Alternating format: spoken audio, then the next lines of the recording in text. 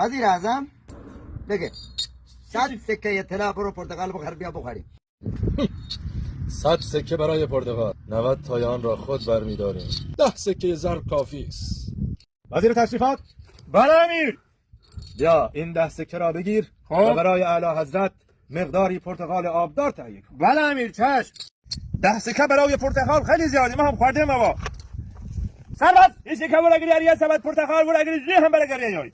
اطاعت. برگری. بدا این ور بازار پرتقال درجه 1 بهشتی. اردک نشی تو محور مومی میوه فروتنی میبریم آقا بگو بیو خدا نصیبت پرتقال دادم. رشوه نهار دولت ده دو سبت یواشکی کسی نفهمه 2 تا سبت پرتقال یکی اون گرام خودم یکی انا وزیر تشریفات خدا بده برکت. یا سبد پرتقال برای وزیر اعظم خیلی زیادی فلان. نصف خودمون اگرم نصف بعدم وزیر اعظم بخوره مگه چه که خور وزیر اعظم سهر بن حیفی. اعلی حضرت نهایتش 2 دانه میخورد. الباقی سهم حقیر است. بفرمایید اعلی حضرت. 100 سکه طلا یه دونه پرکی مردم واسه خیلی خوب میدی. مالیات بیشتر بکنی. چشم اعلی حضرت.